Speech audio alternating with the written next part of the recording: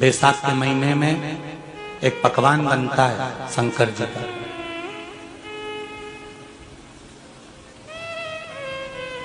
शिव जी के हाथ में त्रिशूल है, शिव जी के 3 नेत्र हैं, बेलपत्री में भी 3 बोलते जाओ पत्ती है। बैसाख के महीने में जो शंकर भगवान को प्रसाद का भोग लगता है उसमें भी 3 ही चीज मिलती है। सत्तू कोई दूसरे महीने में बनता है? जम के तो बोलो नहीं। कब बनता है? यही बैसाख के महीने में। चने की दाल, गेहूं और जौ, इन तीनों को गलाकर सेक कर जो सत्तू तैयार होता है, इसी बैसाख के महीने में परशुराम जयंती के दिन या अमावस्या के दिन या पूर्णिमा के दिन शंकर भगवान को समर्पित होता है और भगवान विष्णु को समर्पित होता है। दुनिया के लोग कहते क्या होता है सत्तू से? सास अपनी बहू से कहती है बेटा सत्तू बना ले, थोड़ा सा सत्तू बाजार से ले आना, 10 रुपए का खरीद कर ले आना। आज सत्तू, आज अपन पूजन करेंगे सत्तू की, अक्षय तृतीया है, थोड़ा सा पूज देंगे, थोड़ा सा भगवान को भोग लगा देंगे, सत्तू का लड्डू बना लेंगे। बोलो री जी सही है कि गलत है?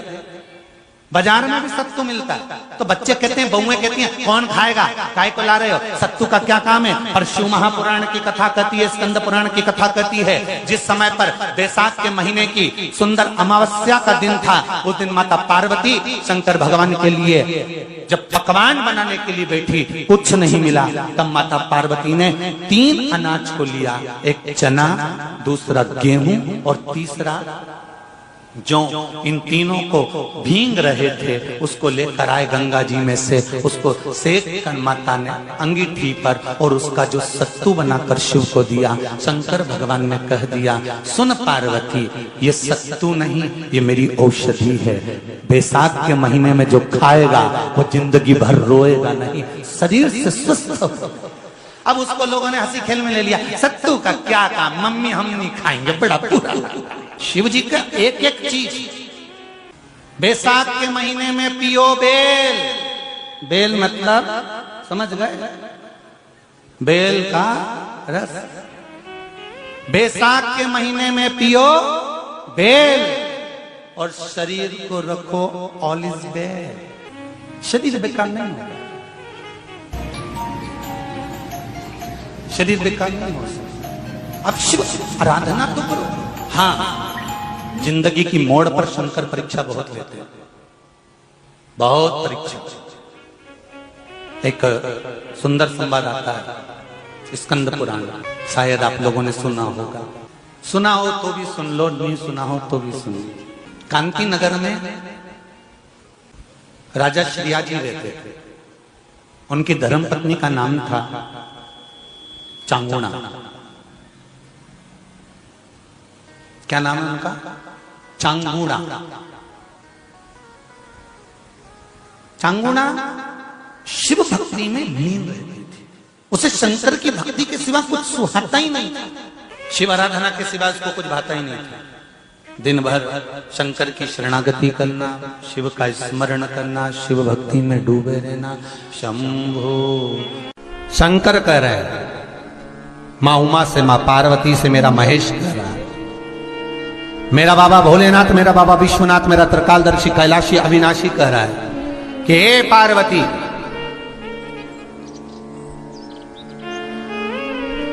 एक बीला, एक बेल जो मुझे समर्पित करता है, और समर्पित करने के बाद उस बेल की महत्वता देखिए, जो बैसाख महीने में बाबा शंकर को जो चढ़ाया जाता है और 1000 अश्वमेध यज्ञ का पुण्य फल हम प्राप्त कर लेते, मात्र एक फल चढ़ाकर, मात्र एक फल चढ़ाकर। हे पार्वती, संसार का मनुष्य जब मुझे वो बेलपत्र समर्पित कर, वो बेल का फल समर्पित करता है, पार्वती वो फल जो मुझे चढ़ता है, फिर मैं भले नर्मदा के जल से निकला हुआ कंकर शंकर क्यों ना हूं, फिर चाहे मैं गंगा के जल से निकला हुआ कंकर शंकर क्यों ना हूं, चाहे फिर मैं यमुना के जल से निकला हुआ कंकर शंकर क्यों ना हूं, चाहे मैं सरयू के जल से निकला हुआ कंकर शंकर क्यों ना हूं, चाहे मंदाकिनी के जल से निकला हुआ कंकर शंकर क्यों ना हूं। ए पार्वती, फिर जो भी शिवलिंग पर वो बेल समर्पित होता है वो बेल उठाकर जीव अपने कार्य में ले सकता है। ये माँ उमा से कह रहा है। तो उस बेल की महत्वता जानेंगे। अब अपन उस बेल को जानने के लिए वापिस स्कंद पुराण में चले तो स्कंद पुराण में लिखा हुआ है कि जो बेल बैसाख के महीने में शंकर को चढ़ाया जाता है वो बेल का फल उठाकर रख लिया जाता है। बैसाख के महीने में उस चढ़े हुए, बाकी के आपको बेल का फल खाना हो तो बात दूसरी, पर चढ़ा हुआ जो बेल का फल है वो पूरा बैसाख नहीं खाना। बैसाख के बाद में अगला जो महीना आए उस महीने के अंदर उस फल के अंदर का गुर्दा निकालकर उसको सुखा लीजिए और सुखाकर जिस व्यक्ति को पथरी की बीमारी हो और जिस व्यक्ति को पेट में बहुत भोजन पचता ही नहीं है, पूरा शरीर पाचन क्रिया बेकार हो गई, उस व्यक्ति को केवल 7 दिन तक शंकर पर चढ़ा हुआ वो बेलपत्र प्रदान कर दीजिए। पथरी भी बाहर और पाचन क्रिया भी ठीक, जिंदगी भर तकलीफ नहीं।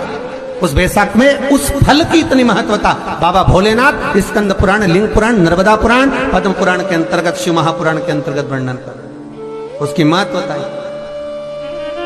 वो बेल का फल साधारण नहीं हो सकता। अब मंदार का जो पुष्प होता है, आंकड़े का जो फूल होता है, एक सफेद कलर का भी होता है और एक गुलाबी कलर का भी होता है। देखा है आप लोगों ने? बोलो, जम के बोलो, देखा है ना? गुलाबी कलर का जो पुष्प होता है वो आप मंदार का, आंकड़े का जो गुलाबी कलर का पुष्प होता है आप टीवी पे देख रहे होंगे। एक सफेद देख रहे होंगे, एक मंदार का गुलाबी फूल, नीला कलर का फूल देख रहे होंगे। जो नीला कलर का जो पुष्प होता है, गुलाबी कलर का जो आंकड़े का फूल होता है, प्रयास करना जब किसी विषम परिस्थिति में फंस गए, विषम परिस्थिति, जब आपको लग रहा है कि मुझे बहुत भय लग रहा है, कुछ बुरा होने वाला, आपको लग रहा है आज मेरी उल्टी आंख बहुत फड़क रही है, कुछ गड़बड़ होने वाला, आपको लग रहा है मेरी सीधी आंख फड़क रही, कुछ गड़बड़ होने वाला, तब केवल वो नीला जो गुलाबी पुष्प है मंदार का, उसको कहीं से लाकर शिवालय में अशोक सुंदरी वाली जगह पर स्पर्श कर कर शिवलिंग पर आप चढ़ा दीजिए। आपकी विषम परिस्थिति कैसी भी होगी वो रास्ता बनाकर बाहर निकल जाएगी। आपको फंसना नहीं, परेशान नहीं। मंदार आंकड़ा, सफेद आंकड़े का पुष्प भी भगवान शिव को समर्पित होकर, जैसे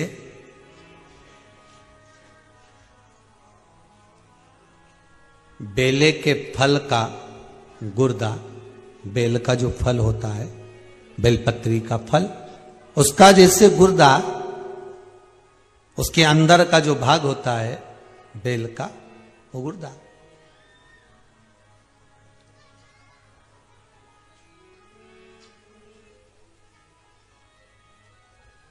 उसको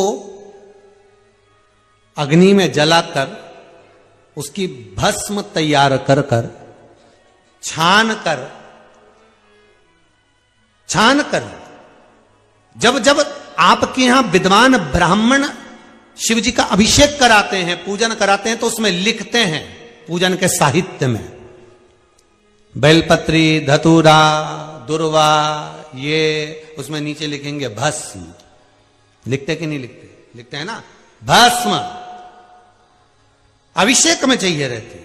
तब उस भस्म का थोड़ा सा भी भाग आप अगर शिव को समर्पित कर रहे हो तो ये जान लें कि शंकर मनवांछित फल प्रदान कर रहे हैं, शिव फल प्रदान कर रहे हैं।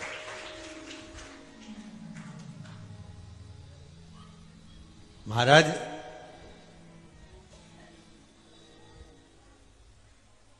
बेलपत्री के वृक्ष के नीचे बैठकर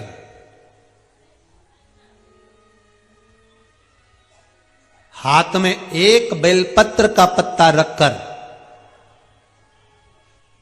आप पंचाक्षर मंत्र नमः शिवाय, ओम नमः शिवाय या श्री शिवाय नमस्तुभ्यम या महामृत्युंजय मंत्र का स्मरण कर रहे हो, पर डंडी का भाग अपनी ओर, बेलपत्र की बीच वाली पत्ती का भाग बीच वाली उंगली की ओर रखकर अगर आप स्मरण कर रहे हैं और अपनी कामना कर कर बेलपत्री के वृक्ष के नीचे बैठकर उस पत्ते को सम्मुख रखकर बाबा से विनय कर कर एकांत में उस बेलपत्री के वृक्ष की छांव में, बेलपत्री के वृक्ष की छांव आप कामना कर कर उस पत्ते को शंकर भगवान के ऊपर समर्पित कर रहे हैं, तो ये जान कर रखें कि पार्वती और शिव का मिलन करवा रहे हैं और अपनी मनवांछित फल कामना पूर्ण करवा रहे हैं। क्योंकि शिव और पार्वती का जब मिलन होता है, शंकर पार्वती जब एक दूसरे के सम्मुख में होते हैं, शिव और पार्वती जब एक दूसरे के सामने अपने बच्चों के कारण एक दूसरे के सम्मुख में आते हैं, तो उनके चेहरे पर प्रसन्नता का भाव आ जाता है। फल, मनवांछित फल की कामना आप जिस कामना के लिए कर रहे हैं, विवाह के लिए, नौकरी के लिए, सर्विस के लिए, व्यापार के लिए, रोग मुक्ति के लिए, आप जिस कामना से कर रहे हैं, ईश्वर महादेव, जो व्यक्ति पथ भ्रष्ट हो जाए, जैसे मदिरा के नशे में पड़ गया, कहीं जुए में पड़ गया, कहीं मांसाहार में पड़ गया, कहीं व्यसन में पड़ गया, कहीं गलत काम में अगर कोई जा रहा है, तो श्रंभेश्वर महादेव के नाम से काली तिल भगवान शिव को समर्पित करी जाती है। महाराज काली तिल को वापस उठाकर ले आते हैं। उसी काली तिल को जो मदिरा का नशा करने वाला होता है या जो गलत व्यसन में डूबा हुआ होता है, उसको वो सुबह के समय अगर नहीं खाता तो भोजन के साथ उसको दिया जाए। श्रंभेश्वर महादेव, एक बेलपत्री का भी बहुत अच्छा प्रयोग है श्रंभेश्वर महादेव का। मदिरा पीने वालों के लिए, मांसाहार, व्यसन में, जुए में, वेश्यावृत्ति में, पर नारी में, गलत जगह पर जो डूबे रहते हैं उनके लिए, पहले की कथा में उसका वर्णन किया है बेलपत्री का। श्रंभेश्वर महादेव, एक बार सब बोलेंगे, कौन से महादेव? श्रंभेश्वर महादेव। फिर जम के बोल लो एक बार, श्रंभेश्वर महादेव। जब हमारे घर में क्रोध बढ़ता है या कोई गलत कार्य में जाने लगता है, तो श्रंभेश्वर महादेव का हमें शरणागति लेना चाहिए, श्रंभेश्वर महादेव का पूजन करना चालू कर देना चाहिए। कई लोग कहते हैं महाराज जी श्रंभेश्वर महादेव का मंदिर कहां मिलेगा, हम कहां पूजन करने जाए? कहीं नहीं जाना, तुम्हारे घर के पास में जो शंकर जी का मंदिर है वहीं जाओ, उसी देवालय में, उसी मंदिर में जाओ, श्रंभेश्वर महादेव के नाम से जल चढ़ाना प्रारंभ करेंगे। वो जल जो गलत संगत में पड़ा हुआ है उसका आचमन कराना प्रारंभ करेंगे, अपने आप उसकी धीरे धीरे बुद्धि सुधरना प्रारंभ हो जाएगी। ऐसा श्रंभेश्वर महादेव का है।